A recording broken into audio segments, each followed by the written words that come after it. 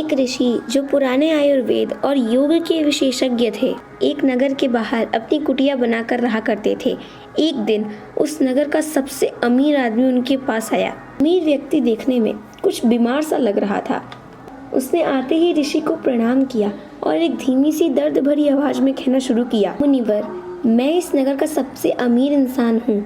मेरे पास धन दौलत की कोई कमी नहीं है, लेकिन मैं अपने शरीर से खुश नहीं हूँ। अक्सर कोई न कोई बीमारी मुझे घेरती ही रहती है, जिसकी वजह से सब कुछ होने के बावजूद भी मैं हमेशा परेशान और दुखी रहता हूँ। उसने कहा कि आप मुझे अपने आयुर्वेद के खजाने से कुछ छोटे नियम बता सकते हैं जिसका प्रयोग करके मैं एक स्वस्थ और निरोगी जीवन जी सकता हूँ। ऋषि ने उस व्यक्ति की बातों को ध्यान से सुना और कहा कि आयुर्वेद में कहा गया है कि जिस व्यक्ति को स्वस्थ और निरोगी रहना है, उस व्यक्ति को अपने शरीर के वात, पित्त और कफ को हमेशा संतुलित रखना चाहिए। त्रिदोष आधारित शरीर है। कोई भी शरीर में बीमारी इन 3 दोषों की वजह से होती है, वात दोष, पित्त दोष और कफ दोष। जब वात बहुत बिगड़ जाता है तो 80 से ज्यादा बीमारियां आती हैं। जब पित्त बिगड़ जाता है 46 से लेकर के 50 तक की बीमारियां आती हैं, और जब कफ बिगड़ जाता है तो 28 बीमारियां आती हैं। और अगर वात, पित्त, कफ तीनों बिगड़ जाए तो शरीर में 148 से भी ज्यादा बीमारियां हो जाती हैं। सर्दी, खांसी, जुकाम व दस्त से लेकर बड़ी से बड़ी बीमारियां होने की संभावना रहती है। केवल वात, पित्त और कफ के बिगड़ने से ही शरीर में कोई भी बीमारी होती है। इतना कहकर ऋषि थोड़ी देर मौन रहे और फिर कहे, भारत के सबसे महान आयुर्वेदिक चिकित्सकों में से एक महर्षि वाघभट्ट ने अष्टांग हृदयम, अष्टांग संग्रहम, शरीर की कार्य प्रणाली को समझाने और इसे स्वस्थ बनाने के लिए 7000 नियम बताए हैं, जिनमें से 4 नियम शरीर के वात, पित्त और कफ को संतुलित रखने के लिए है, जो कि सबसे ज्यादा जरूरी है। वो मैं तुम्हें आज बताऊंगा। तुम्हारा वात, पित्त और कफ तीनों संतुलित रहे, इसके लिए पहला नियम है कि खाना खाने के तुरंत बाद पानी नहीं पीना। महर्षि वाघभट्ट कहते हैं कि खाना खाने के तुरंत बाद पानी पी लेना जहर पीने के समान होता है। लेकिन उस अमीर व्यक्ति ने कहा, परंतु क्यों महर्षि?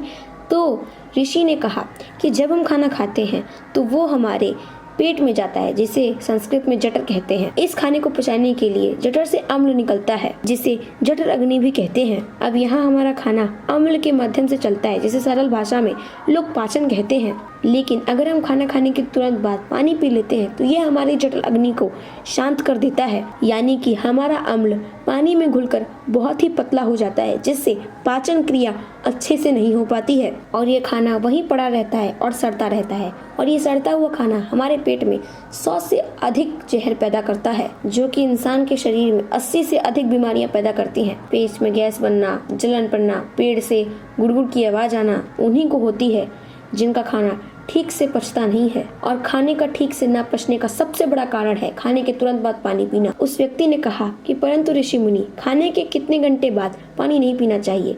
ऋषि मुनि ने कहा कि लगभग 1 घंटे तक। उस व्यक्ति ने कहा, लेकिन ऋषिवर, क्या खाना खाने के पहले पानी पी सकते हैं?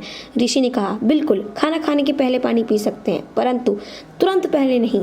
खाना खाने के लगभग आधे घंटे पहले पानी पी सकते हैं। फिर उस व्यक्ति ने प्रश्न किया, परंतु पानी पीने के बजाय क्या हम 1 घंटे तक कुछ और पी सकते हैं? ऋषि मुनि ने कहा, बिल्कुल, खट्टे फलों का रस पी सकते हैं, दही की लस्सी, मट्ठा दूध पी सकते हैं, या फिर हम नींबू की शिकंजी भी पी सकते हैं। और खाने के बाद ये खट्टे पदार्थ पीने से हमारे भोजन को अच्छे से पचने में सहायता मिलती है। लेकिन अगर तुम इसका और भी अच्छे से फायदा लेना चाहते हो तो सुबह के नाश्ते के बाद खट्टे फलों का रस, और दोपहर के भोजन के बाद दही की लस्सी, मट्ठा, और रात के खाने के बाद दूध पीना बहुत ज्यादा फायदेमंद होता है। जो व्यक्ति इस पहले नियम का पालन करेगा, उसे भोजन सड़ने से जो 80 बीमारियां होती हैं उनसे वह बचा रहेगा। दोस्तों, अगर आप अपने जीवन में थोड़ा योग और प्राणायाम करते हैं और जो हमने आपको 4 नियम बताए उनका आप अच्छे से पालन करते हैं, तभी आपको आयुर्वेद का अच्छे तरीके से लाभ मिल पाएगा। वात, पित्त और कफ को नियंत्रित रखने के लिए दूसरा नियम बताते हैं, जब भी पानी पियो हमेशा घूट घूट भर कर पानी पियो। लेकिन व्यक्ति ने फिर प्रश्न किया, लेकिन ऐसा क्यों मुनिवर? ऋषि मुनि ने कहा कि हमारे मुंह के अंदर जो लार होती है वो क्षारीय होती है। जब हम पानी को घूट घूट भर कर पीते हैं तो थोड़ी थोड़ी लार हमारे पेट में जाती है और ये क्षारीय लार पेट में उपस्थित अम्ल को निष्क्रिय कर देती है, जिससे हमारे पेट की अम्लता कम हो जाती है और जलन की समस्या से हम बचे रहते हैं। और जिसके पेट में अम्लता नहीं होगी उसके रक्त में भी अम्लता नहीं होगी, जिसके रक्त में अम्लता नहीं होगी उसका वात, पित्त और कफ तीनों संतुलित रहते हैं। यदि संभव हो सके तो कुछ भी पियो तो उसे अपने मुंह में रखकर अपने जीभ के माध्यम से उसे थोड़ी देर तक, लगभग 5 सेकंड तक अपने मुंह में घुमाओ और फिर उसे पियो। इससे तुम्हारे शरीर को और भी ज्यादा फायदा मिलेगा और फिर तुम्हें कभी भी अम्लता या पेट में जलन की शिकायत नहीं होगी। यदि हम थोड़ा और गहराई में जाएं तो हमें ये पता चलता है कि प्रकृति हमें घूंट घूंट भर कर आराम से पानी पीने का संकेत देती है। आप किसी पक्षी को भी देखो, वह भी अपनी चोंच से एक एक बूंद भरकर ही पानी पीता है। कुत्ता, बंदर, शेर, ये सभी जानवर भी अपनी जीभ से चाट चाट करके ही पानी पीते हैं। कोई भी एक साथ पानी को घट घट करके नहीं पीता है। केवल कुछ जानवर जैसे गाय, बैल, हाथी पानी को एक साथ एक ही सांस में पीते हैं, क्योंकि इनके शरीर को बड़ी मात्रा में पानी की जरूरत पड़ती है। इसलिए धीरे धीरे पानी पीकर, घुट घुट पानी पीकर इनकी प्यास नहीं बुझाई जा सकती। लेकिन इंसान यदि आराम से घुट घुट करके पानी पिए तो उसके लिए वह प्यास बुझाना मुमकिन होगा। ऋषि ने तीसरा नियम कहा कि चाहे कितनी भी प्यास लगी हो लेकिन कभी भी ज्यादा ठंडा पानी मत पियो। व्यक्ति ने कहा, अब इसका भी कारण बता दे मुनिवर। ऋषि मुनि कहते हैं कि हमारा शरीर अंदर से गर्म होता है और जब हम ठंडा पानी पीते हैं तो ठंडा और गर्म दोनों को संतुलित बनाने के लिए हमारे शरीर बहुत सी ऊर्जा नष्ट कर देता है, जिससे हमें सुस्ती और थकान महसूस होती है। और ज्यादा ठंडा पानी पीने से शरीर के अंदर अचानक तापमान में बदलाव आ जाता है, जो हमारे शरीर के पित्त और कफ के संतुलन को बिगाड़ देता है और हमें सर्दी, खांसी, बुखार जैसी समस्याओं का सामना करना पड़ सकता है। अगर किसी कमजोर और बीमार व्यक्ति ने ज्यादा बर्फीली या फिर ठंडी चीजों का सेवन कर लिया तो उसे मृत्यु का भी सामना करना पड़ सकता है, क्योंकि ठंडा पानी पेट को ठंडा कर देता है।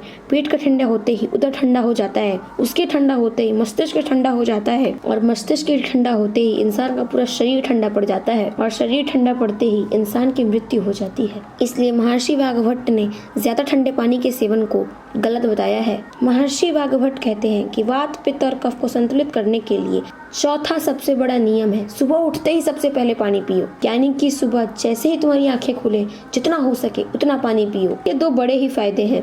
पहला कि जब आप पेट भरकर सुबह सुबह पानी पीते हैं तो इससे बड़ी आंत की सफाई होती है, जिससे बड़ी आंत पर जोर भी पड़ता है और जब हम मल त्याग के लिए जाते हैं तो हमारी पेट की गंदगी एक ही बार में साफ हो जाती है और जिसकी पेट की गंदगी एक ही बार में साफ हो गई उसको कोई बड़ी समस्या हो ही नहीं सकती, क्योंकि ऐसे व्यक्ति को कब्ज की समस्या नहीं होती।